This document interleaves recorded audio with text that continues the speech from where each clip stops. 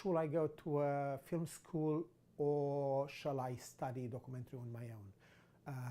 After so many years, my truthful advice is, if you can find a course, if you can find a school, or you can find a tutor to study with, go and do it.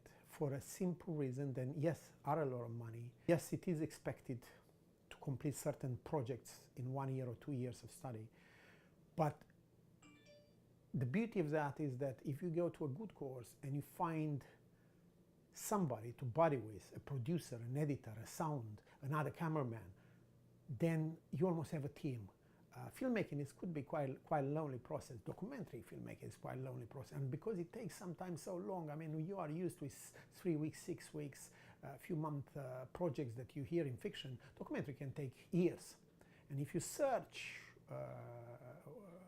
well enough the internet, you'll find people that made documentaries that took 2, 5 years, 10 years, 20 years. So it is important, and it is important to be in that creative environment where a lot of people think the same as you. As you come later on the market, you'll see the people are tending to stick to their own profession.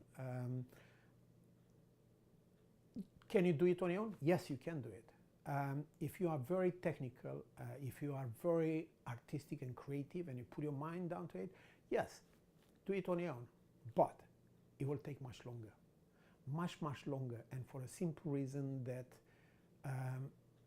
you go to school so somebody else, or to a course, or to a tutor, for somebody else to tell you the ins and outs, the secrets of filmmaking, the in and outs of what to correct fast so you don't waste your time. You do not make a film and you go to several festivals, you spend money, and then you realize I should have done it in a different way.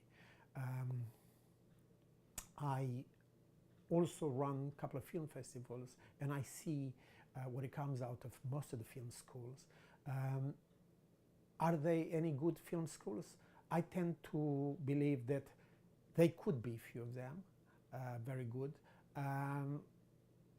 I think you need to find the right school for you, but you need to go and check it. Don't fall into the trap just because you think you get accepted by them, they're doing you a favor. No, it's the other way around. You are doing them a favor because you are the guy who pays the money, you are the guy who brings the talent, the reputation, future reputation for their school. So it's that way around, I see it. Is the client always right? No, it's not, as the policy. No. If for future you make documentaries, if you stick to documentaries, if you stick to any form of films, stick to your creative process. Stick to holding the rights for the editing. Don't give them everything. I know you are desperate in the beginning. Everybody's desperate for a bit of money when you start a career, you know, to recognition and a bit, but don't give them. They are corporate, they are organization that will just exploit you for the product that you make, and they don't really care the quality at the end. You know, you are just part of a processing system. So stick to your creative process, and I'm pretty sure you know, you'll make it. It doesn't matter how long it takes. Never give up. Shall I give up after 1 or 2? No, you can find a job. There's no shame in finding a job, getting, you know, working in a pub, Sainsbury, Argos, whatever else people work, and find a job. And on a background, carry on with your great documentaries, carry on with your great short films, carry on with big. How long shall we go?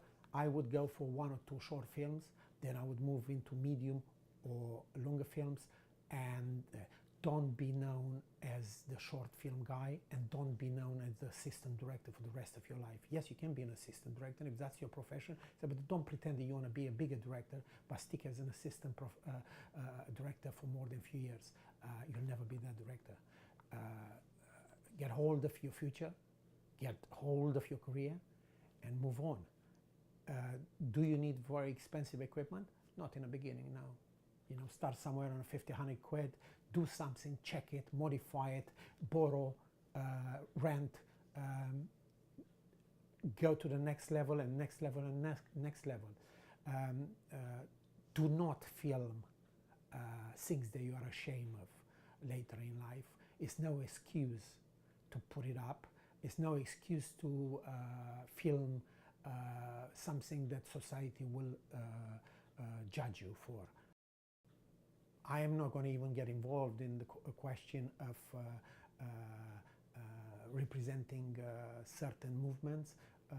I think as a filmmaker and a documentarist, you have an absolutely moral responsibility to use your knowledge and your medium to the best interests of this society, and to always show those in need of your help and in need of a voice. Today on the Talking Documentaries and Film, I want to talk about how important for me are those documentaries that we make and the challenge that we have, and are those documentaries the best medium to be shown to the world, are better than fictions, are better than books. I will start by saying that documentaries for me are those individual stories that from time to time I come across. I wish somebody else has recorded some other stories before, my father's, my grandparents' stories. Those are for me the equivalent of boxes of images that you discover in a forgotten attic or in a garage, and you go through them and you wish that those that put photos there are still around to talk to us about it. They are the most important issues of my time, and when I mean the time, I mean exactly that, of my time from the beginning this world has been created to the end of my world and the world as we know it. They're all my times, they're all my issues, they're all important to me. As I look at them, I listen, I study, I watch them. Our documentaries are invaluable moments that you spend with your family, invaluable moments that you spend with your friends, discussing issues, politics, history, multiculturalism. All these are as important as reading a good book.